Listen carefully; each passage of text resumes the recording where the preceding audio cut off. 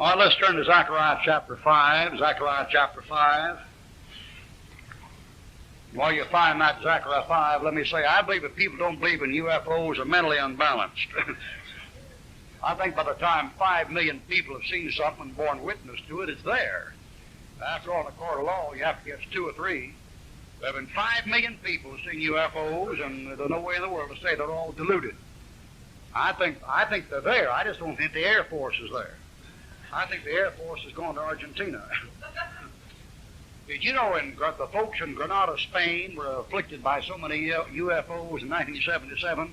They asked the UN General Assembly to set up a UN agency to investigate them, and nobody in the UN was interested. All interested in Taiwan and Formosa and Afghanistan, Iraq and Iran, the Near East, and the Far West, and all that junk. And there's something going on they can't even handle. They can't even handle. We'll talk about that today. All right, Zechariah 5:1. Then I turned and lifted up mine eyes and looked, and behold, a flying roll. That'd be something to see. And he said to me, What seest thou? And I answered, I see a flying roll. Bible's always real plain. And I answered and said, I see a flying roll. The length thereof was 20 cubits, the breadth thereof 10 cubits. Then said he unto me, This is the curse that goeth forth over the face of the whole earth. For everyone that stealeth shall be cut off as on this side according to it, and everyone that sweareth shall be cut off as on that side according to it. And I will bring it forth, saith the Lord of hosts, and shall enter the house of the thief, into the house of him that sweareth falsely by my name, and shall remain in the midst of his house, and shall consume it with the timber thereof and the stones thereof. There is a flying scroll like a window shade wrapped up, and it's got writing on the front and back of it. The thing's about this long here and about this wide. And this thing is sailing through the air, and when it goes into a house, it rots everything in the house. And somebody says, What's that? It's a UFO. What's a UFO? An unidentified flying object. Amen? Has anybody got that thing identified? I never met anybody ever identified it. That is an unidentified flying object. It doesn't have to be a saucer to be a UFO. If it's unidentified, it's a UFO. Verse 5. Then the angel that talked with me went forth and said to me, Lift up now thine eyes and see what is this that goeth forth. And I said, What is it? And he said, This is an ephah that goeth forth. And he said, Moreover, this is their resemblance throughout all the earth. And he shows it. There was lifted up a town of lead, and this is a woman that sitteth in the midst of the ephah. And he said, This is wickedness. And he cast it into the midst of the ephah, and he cast the weight of lead upon the mouth thereof. Then lifted up mine eyes, and looked, and behold, there came out 2 women, and the wind was in their wings. For they had wings like the wings of a stork. And they lifted up the ephah between the earth and heaven. Then said I to the angel that talked with me, Whither do these bear the ephah? And he said to me, To build it a house in the land of Shinar, and it shall be established and set there upon her own base. Here's something flying along up in the air, looks like a bushel basket. And the thing flies along, and about that time a woman pops out of the middle of that thing, sitting there. The fella comes along, takes a lead cover like a manhole cover, and slaps it down on top of that bushel basket so the woman doesn't show. And when he slaps down that lead on top of there, 2 women come out of that basket with wings like a stork. That's why when you see pictures of angels, they're always drawn as long-haired women with stork wings. And that's why they talk about babies coming. They talk about the stork coming. You see, you never get away from the King James Bible. And these things that fly along here are not angels because they're women. They're not men. They're not angels because angels don't have wings. These things have wings. And they pick this bushel basket up and they carry it off to around Iran and Afghanistan and put it down there. You say, What is that? That's a UFO. You say, Well, can you give us any more information than that? No, I can't, because it's unidentified. That's an unidentified flying object. Now, when they talk about these things, mostly they talk about Ezekiel chapter 1, Ezekiel chapter 10, about Ezekiel's vision. But I'm not going that because that's well known. But up and down America today, there's no end to literature about unidentified flying objects, and some of these fellows have gone so far as to say that Jesus Christ came down here in a UFO. I've read articles where he went back to the Mount of Olives in a UFO. I've read articles where God came down on Mount Sinai and gave the 10 Commandments from a UFO, which is wild, crazy stuff when you think about it. I mean, when did a UFO occupant ever say, Thou shalt not steal? I never heard that before. Who ever heard of a UFO occupant telling you about the restoration of Israel like Ezekiel did? Who ever heard of a UFO occupant going back to heaven and saying, You shall be witnesses to me in Jerusalem and Judea and Samaria, and uttermost parts thereof? I don't believe it. I don't believe it. But I do believe in UFOs, and I'm going to talk about that this morning from the Bible and from other sources. Now, Father, may the Holy Spirit who came here to guide me just into all truth, guide me just into all truth. We don't want to be sensational for the sake of being sensationalists. We don't want to be extremists for the point of getting attention. We want to know the truth and what the truth is. You said the truth shall make us free. And Lord, we want the truth in every field as well as the Bible field. And we look to Thee in this hour to give us wisdom and understanding, and give us knowledge, give us discernment, and this congregation. For Jesus' sake, amen.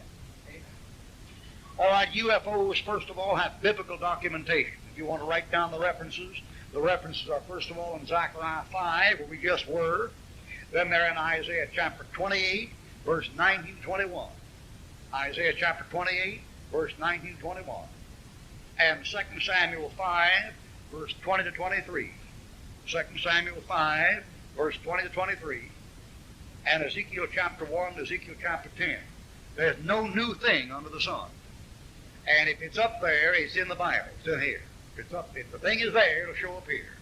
I have no sympathy at all. These folks keep alibying away UFOs like they don't exist. I know they exist.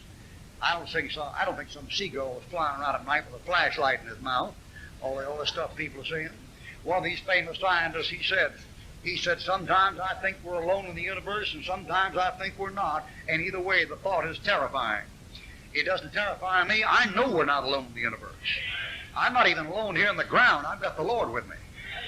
Now, I'm not worried about something from outer space, because I'm going up before He comes down. But they have biblical documentation. All right, they have historical documentation. I'll be as brief as possible. Pliny the Elder in the Naturalist Historia, Natural History, writes about them. Seneca in his Questiononium Naturarum, Questions of Nature, writes about them. Before the time of Christ, Julian wrote about them. After the time of Christ, Tito Livio, Renato Gatto, Roberto Pinato, Herodian the Syrian, 170 A.D., and when these people write about UFOs, they call them fireballs, or they call them suns or moons. And when Jerusalem was destroyed in 70 A.D., there were fireballs and suns and moons all around that thing. Whatever UFOs are, they've been around for centuries and centuries and centuries and centuries. In Plutarch's Life, the Life of Caesar, 200 A.D., you'll find a reference to UFOs. In Bede's Historia Ecclesiastica Gentis Anglorium, the history of the Gentile church, the English church, 900 A.D., you find a reference. Gregory of Tours' Historia Francorum, History of France, has a reference to them. In 810, Vita Caroli by Alcivan has a reference to them. If you have a copy of Shakespeare, when you go home, get out your Shakespeare and look in Henry VI, Act 3.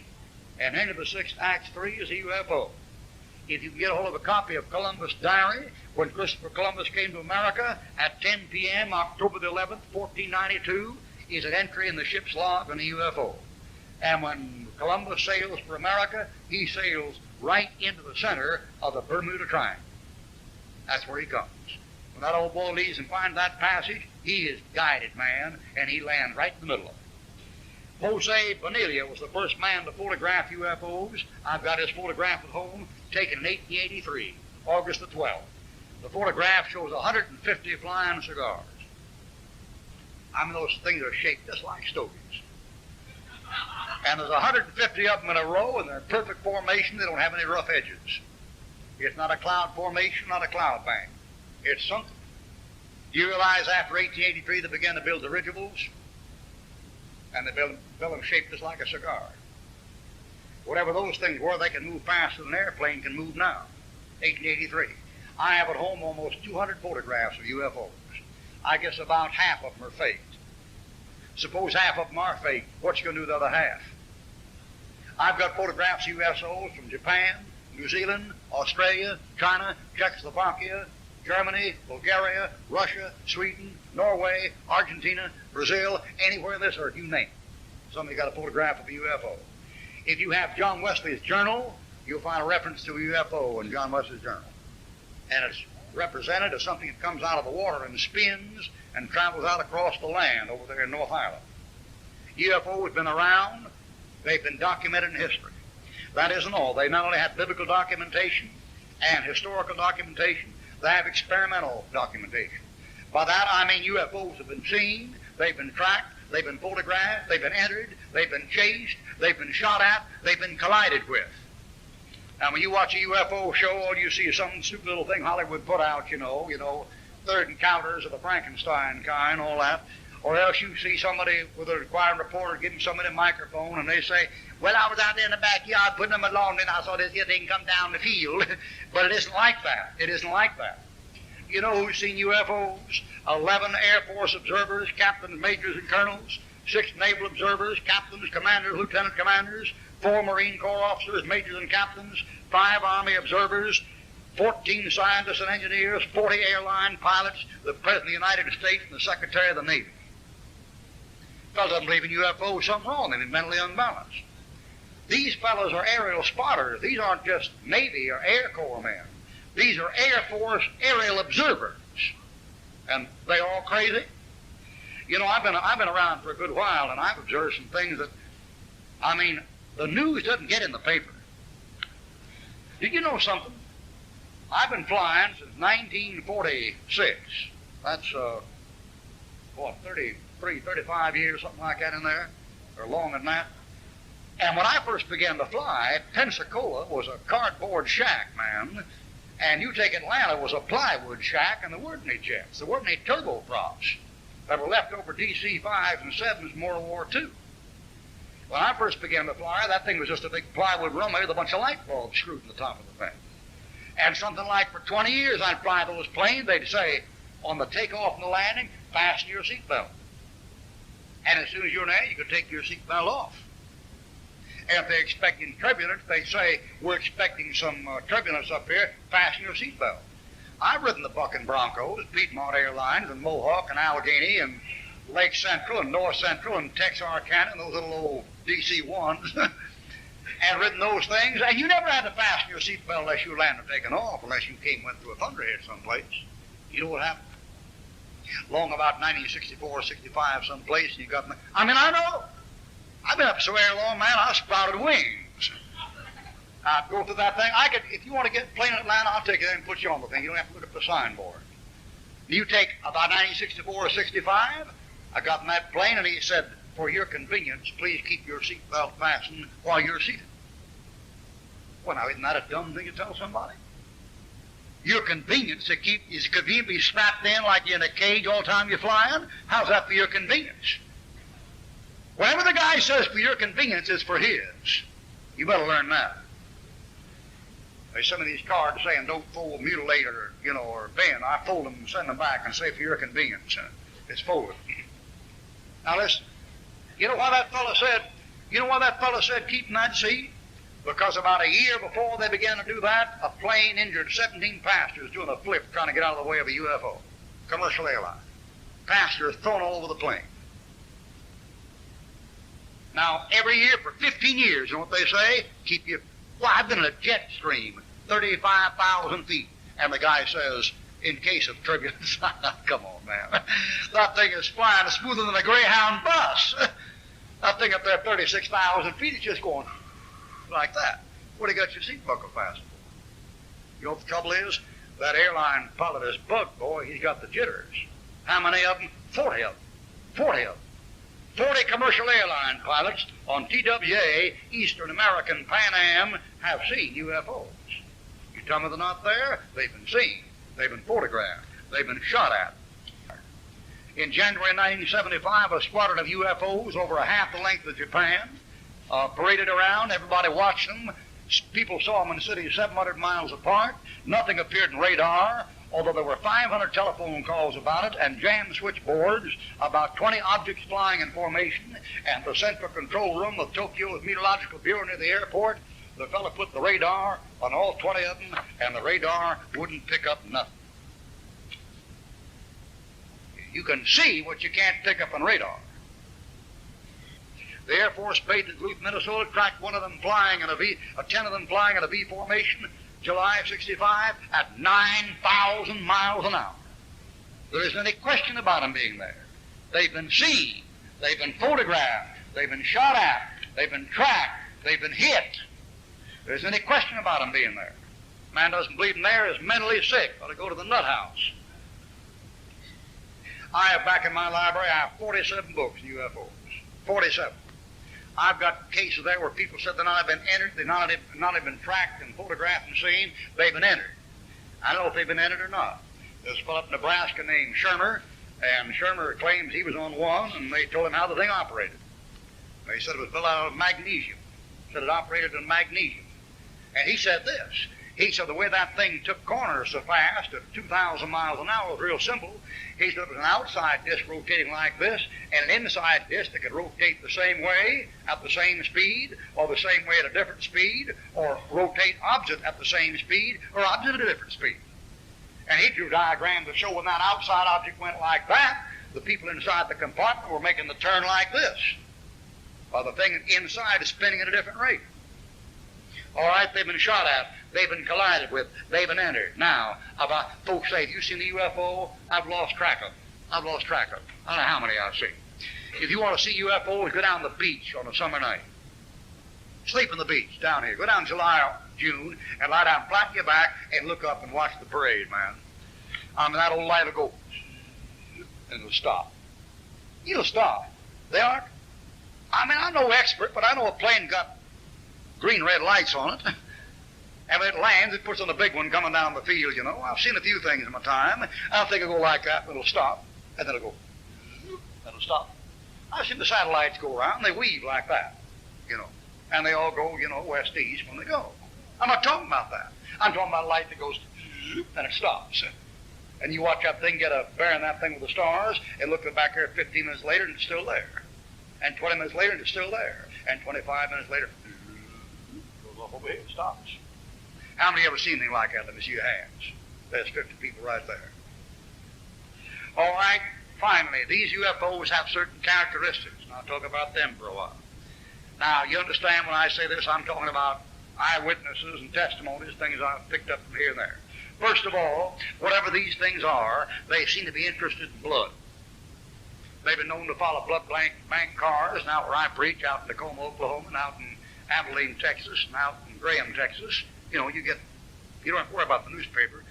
I've seen them up there in Memphis, Tennessee, you know, taking the calves out to bury them because they couldn't get a price for them. They have packages that one church gets down there in Honduras. And I don't mean more than one church. One church gets all the care packages out of Green Bay, Wisconsin.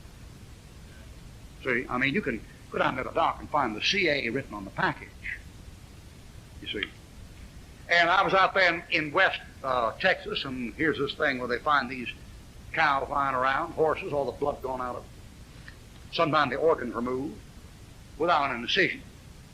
All the blood gone, you can't find where the thing was cut. Somebody said, well, it's a bunch of high school kids, a college kid with a satanic cult. I wouldn't bet on that.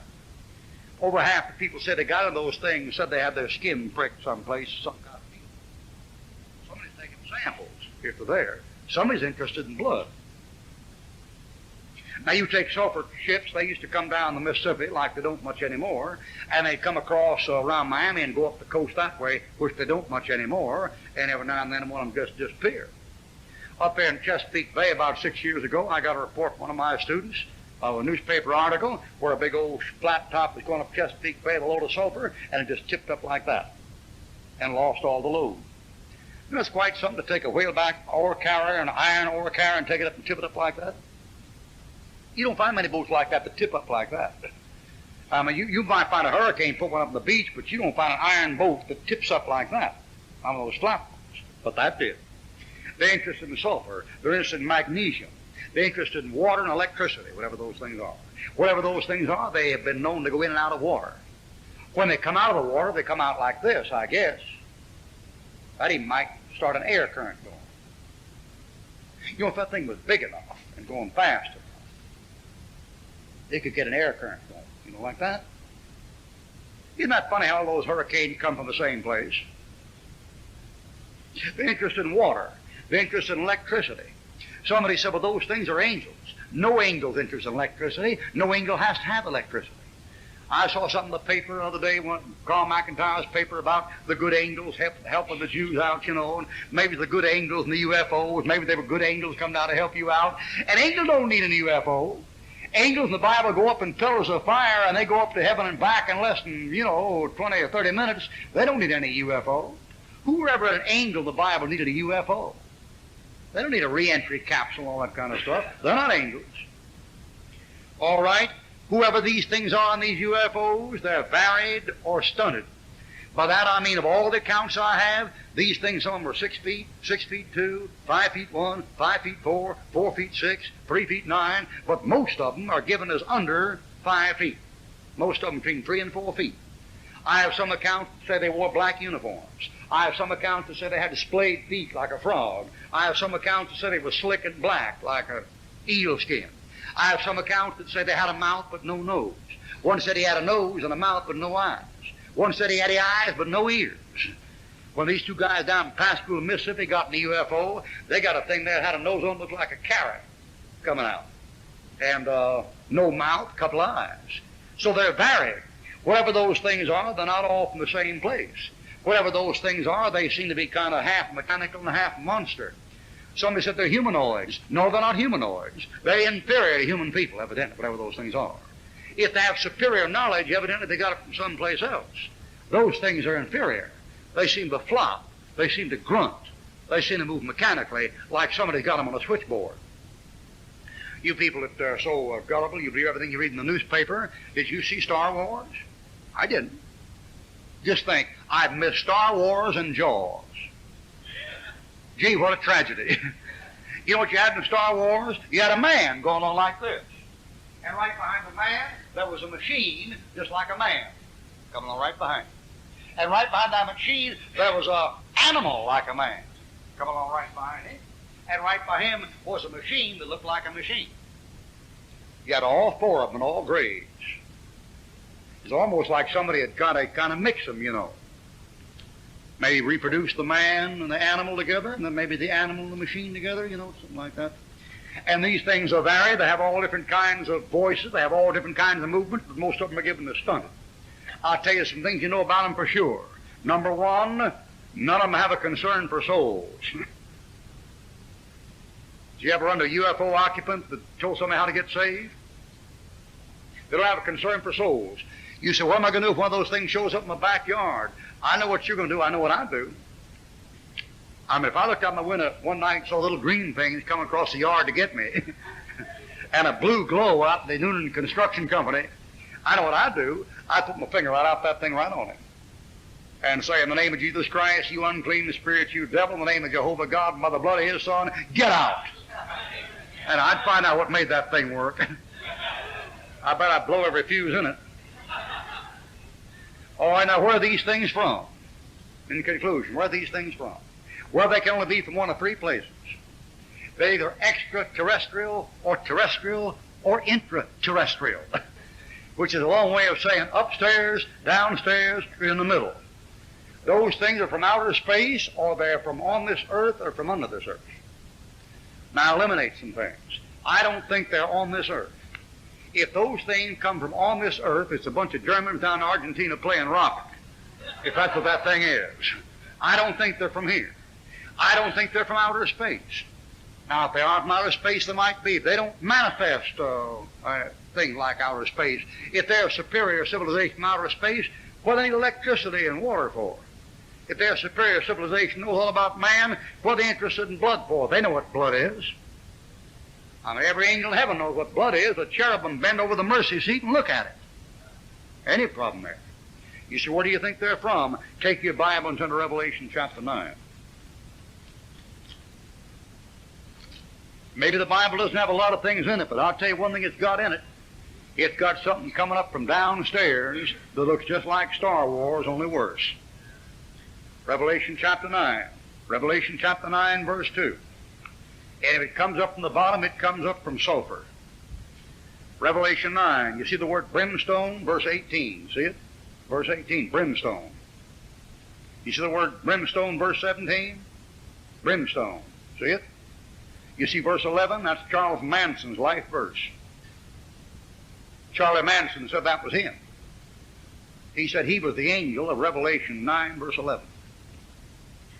All right, chapter 9, verse 2, he opened the bottomless pit. There rose a smoke out of the pit, at the smoke of a great furnace. What comes out? Verse 3, locusts. But my, what locusts? Verse 7, they looked like horses. They had faces like men. They had hair like women. They had teeth like lions. And they had wings. winged horses that look like men, women, and lions. You know what those are? They're monsters. Those things are mutations. They're deformed. Those things are monstrosities. What the devil is getting you ready for is to receive the monsters. You got your happy little monsters Saturday morning on TV. You got the monsters. You live in a day and age when for 20 years they've been getting you ready and preparing you to receive something that's ugly and terrible as something beautiful. It's perversion. They're teaching you if something is twisted and terrible, it's beautiful. It's not. You know what they're teaching now? They're teaching these colleges as kind of an upsurge. There has to be a place where the animal line breaks down here, and then an outside force comes in and lifts it up to here. It's a dead lift at each start. You know what they're doing? They're shooting out rockets. They're going up to Jupiter, going up to Venus, going up to the moon, going up to Mars. You know what they're trying to find out? They're going to try, what was this outside force that came in and got this thing going? Now, wouldn't that be something? I mean, suppose they got up to Jupiter someday and landed, which they probably won't, but suppose they did, and found somebody up there, and they said, listen, I was down that earth 20 million years ago, me and my friends. We call ourselves the sons of God. And we were the people that got you out of the animal stage and got you over the gap.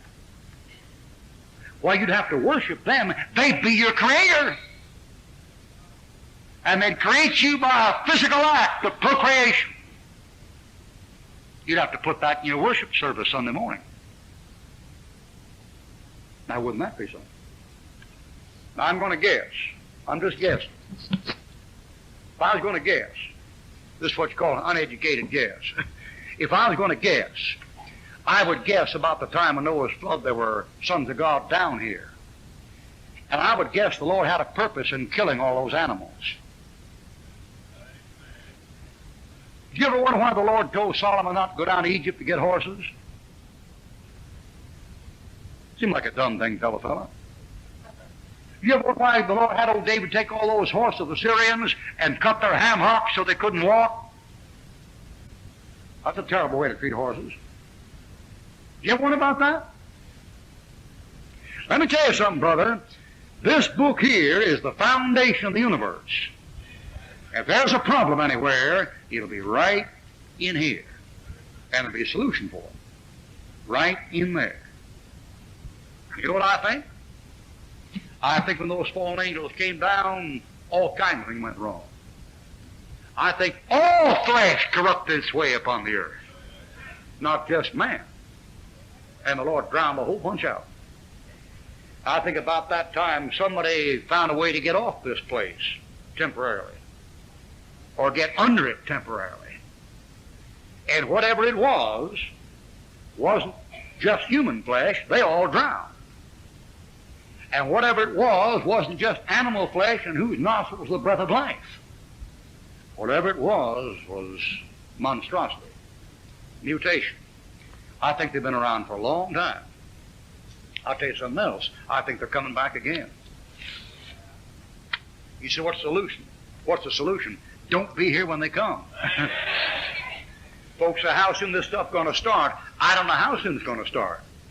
But I know if they land and take over, every Bible believer in the world, his name's going to be mud with a capital M. Now, if I were you, I'd stay prayed up, stay in fellowship with the Lord. And if I were you and I wasn't saved, I would get saved or walked out that door this morning. Now, we're going to stand to be dismissed in prayer. I'm not going to give an invitation this morning. I'm just going to put this on you and turn you loose. Like you used to say in the old radio programs, good night and pleasant dreams. They're there. Listen. It isn't just elect angels, 1 Timothy. Not just fallen angels, Revelation 12. It's principalities, powers, the rulers of darkness of this world, spiritual wickedness in high places. There are 4 things up there besides angels and demons. There are 4 more different kinds. And they operate up there. All right, let's stand for prayer. Now, I'm just guessing now. I haven't guessed much there. That's all pretty straight. But I'm just guessing now. Maybe one of these days or nights, let's suppose tonight. Suppose tonight, say in about 3 minutes would be good. 2 minutes would be even better. And suppose about now, bam, there's a light out there and that glass goes flying and you hear, da-da-da-da-da-da. I mean, the sound of a trumpet. It probably, dun-dun-dun-dun-dun-dun-dun-dun-dun, you know, or maybe, and you hear that thing go like that. You hear that thing go like that, and then you hear a voice say, he'll call his own sheep by name. Pete Ruckman, come up hither. Whoosh, I'm going, man. And about the time we sail out, over there at Rome comes down the prettiest UFO you ever saw. Nothing like scientific progress. Hey, Darwin, nobody. And that thing comes down there. Nothing like college education, you dumb monkey man. And out of that door opens up like that, and a gorgeous figure steps out there. He might even be 13 feet tall, man. I mean, they were giants in the earth in those days. I mean, Superman got to show up. And he'll step out of there, that place, boy, and that mob in Rome, they gathered out there, putting their beads and flipping their flops and all this kind of stuff. And, it's a vision of Mary, Hail, Fatty, Fatima, and all that bunch. And about that door open like that, and he'll step out of there and say, peace be unto you. Behold, as I myself, for a spirit hath not flesh and bones, as ye see me have. And there's the spear thrust right there, and there's the stigmata. I mean, every 10 years they've got something in church, and their church professes to have them. They're the wounds right there. And that bunch of deluded, fanatical, papist idiots will say, I never had the right church! And about that time he'll step down and say, we've removed these people of planet X, and you'll be the next to go. In the meantime, I've come back to bring peace on earth from outer space. And the signs will say, I knew it, there were people on the planet, I knew it. And he'll stand up and say, I am the Christ, and all the dumb, stupid Jehovah Witnesses, and all the dumb, stupid Seventh-day Adventists, and all you dumb, stupid Presbyterians, you dumb, God-defying, Bible-rejecting humanists that knew Christ was coming back but weren't saved will say, it's the Lord, He's come back. And you'll be damned. The Bible said God will send them strong delusion. That Indian will take one look and say, good, now we get country back. Yeah, man. And all those natives out there in Africa, New Guinea, they've been waiting for the gods to show up, will say, that's him, I told you we were right. And the whole world will go after him. And he'll be the devil.